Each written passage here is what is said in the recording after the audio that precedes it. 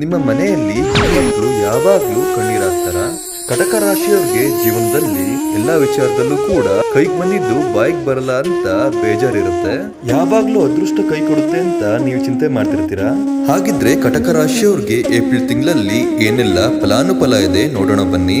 ಓಂ ನಮೋ ನಾರಾಯಣಾಯ. ಈ ತಿಂಗಳು ದೇವರ ಎಲ್ಲಾ ಪರೀಕ್ಷೆಗಳನ್ನು ನೀವು ಸರಳವಾಗಿ ನಿಭಾಯಿಸ್ತೀರಾ.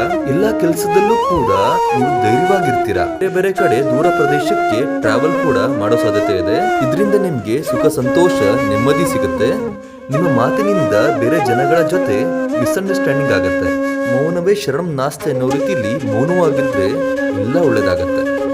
ನೀವು ತಾಳ್ಮೆಯಿಂದ ಇದ್ದಿದ್ದೇ ಆದ್ರೆ ಈ ತಿಂಗಳು ಸೂರ್ಯ ಮತ್ತು ರವಿಯಿಂದ ಅದೃಷ್ಟದ ಬಾಗಿಲು ಓಪನ್ ಆಗತ್ತೆ. ನಿಮಗೆ ಬಲ ಇದೆ ಅಂತ ಬೇರೆಯವ್ರಿಗೆ ತೊಂದರೆ ಕೊಡಬಾರ್ದು.